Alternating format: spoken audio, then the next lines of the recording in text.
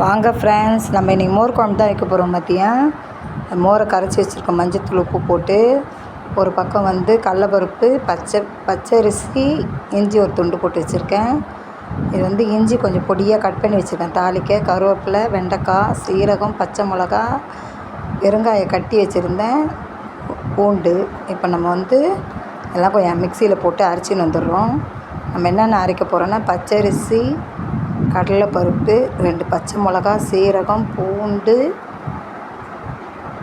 பெருங்காயம் கொஞ்சம் போட்டு நம்ம வந்து கொஞ்சம் கொரகொரப்பாக தான் அரைக்கணும். அப்போ தான் நல்லாயிருக்கும் டேஸ்ட்டு. இப்போ வந்து கேஸ் ஆன் பண்ணிவிட்டு நம்ம ஒரு பாத்திரத்துக்கு கடாயை வச்சுட்டு அதில் எண்ணெய் ஊற்ற போகிறோம். ரொம்ப தேவையில்லை, நம்ம தேவைக்கு ஏற்ப ஊற்றிக்கலாம். உங்களுக்கு அளவாக வேணும்னா கூட்டி குறைச்சி போட்டுக்கோங்க.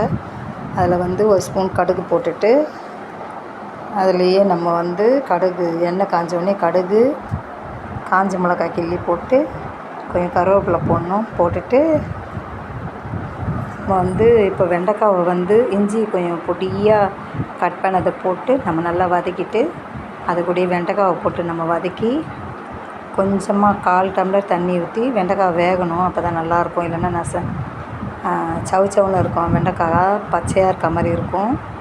ஒரு 10 நிமிஷம் மூடி வைங்க. வெண்டைக்காய் வெந்ததுக்கப்புறம் நம்ம இந்த கொரகொரப்பாக அரிசி வந்தது அதில் ஊற்றிட்டு கொஞ்சம் தண்ணி கலந்து ஊற்றிட்டு அது கூடவே நம்ம மிக்ஸ் பண்ணி வச்சுக்கிற தயிரில் அது வந்து நல்லா கட்டி முட்டி இல்லாமல் கரைச்சி மஞ்சத்தூள் உப்பு போட்டு வச்சுருக்கோம். அதையும் நம்ம இதிலே சேர்த்துக்க போகிறோம். சேர்த்துட்டு ஒரு கொதி வரத்துக்கு முன்னாடி நம்ம ஆஃப் பண்ணிட்டோம்னா சுவையான மோர் குழம்பு ரெடி ஆகிடும். ஃப்ரெண்ட்ஸ், சப்ஸ்கிரைப் பண்ணுங்கள், பிடிச்சிருந்தால் லைக் பண்ணுங்கள். அப்போ தான் எங்கள் லிங்க்கை நீங்கள் அடிக்கடி